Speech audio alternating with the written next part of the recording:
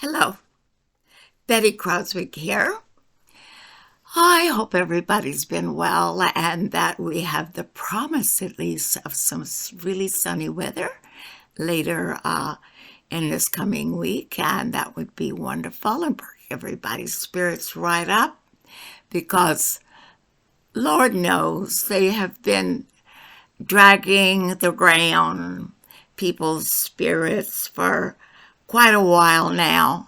Part of it's weather induced, I think, but part of it also is that the news drags everybody down too. The news is not good. We look at Zelensky's pleas for more money, more weapons, more everything from his backers, and he's certainly got a lot of backers. You know, you have countries there willing to promise everything to him. They're going to send bushels of money and more weapons and more goodies and whatever he needs. His wishes somehow have become overriding the needs of some of these countries' own people. And I think that it is bordering on this in Canada and the United States. You have, the Ukraine diaspora in Canada who thinks that they're still in the Ukraine and that these Russians, they have to be fought to the ground. They have to be totally destroyed or we won't be able to live here in Canada. And never mind that the whole thing started over NATO pushing ever closer to Russia's borders and Ukraine urging this on Zelenskyy. And the Russians have pleaded for many, many years not to do this, to stay away from Russia's borders. They just can't help it. NATO, the United States, UK, the European Union, they cannot help it. They want to get at Russia so badly. They want to crush Russia under their heels because he is such a threat to the world order when realistically and practically and historically Russia is no such thing.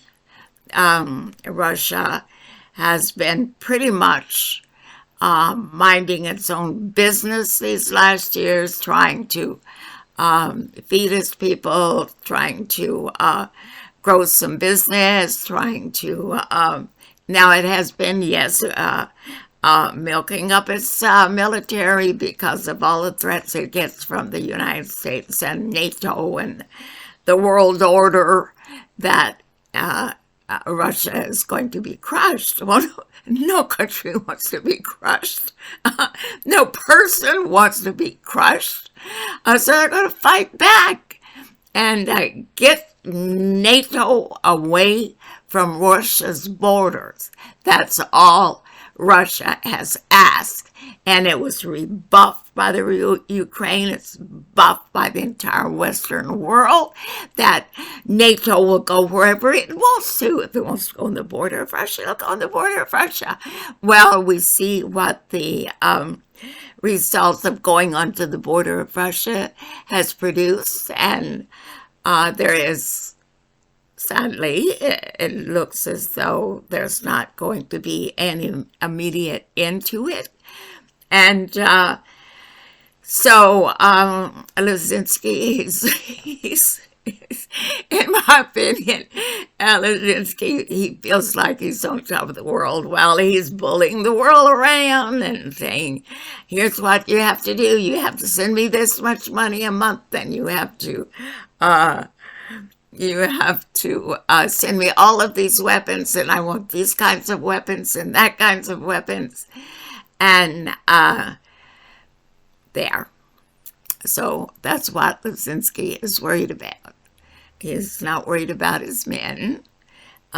He's not worried about um, the Western world holding his back, but he is worried as it stands now, but he is worried that things may change, and he's got to stay on top of it and make sure the Russia phobia of the West stays in a hot heat so that we have always the possibility of a third world war, because that's what he can hold over the heads. He can do something to start a third world war. He can accidentally throw some bombs into Russian territory. You know, they do this all the time. And the United States has had so many false flags that you would think the United States flag of the United States of America would weep and fly tattered in the wind from all the false flags that's been put there in place of the American flag. Anyway, I digress.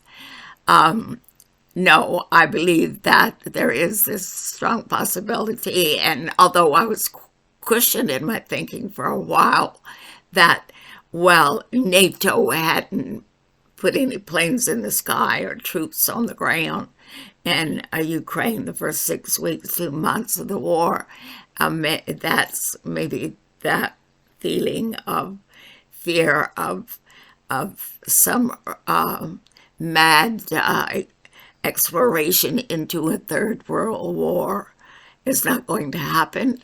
But again, it can happen, and it wouldn't be a boots on the ground and planes in the sky. It would be atomic weapons, and there would not be any possibility of Zelenskyy thinking he's going to be in the news, because there's not going to be any news or any news stations or anybody to post the news or even anybody to hear the news if we get into a third world war. And I think that he had rather have that than just have some settlement where he's not the hero. He's got to be the hero. He's the actor. He's the hero of his own script. And he will write his own script. Thank you. And so for him, I think a third world war would be preferable to just fading out as something that has been able to have been overcome by the Western world. But this is still a worry. Is he going to let this go?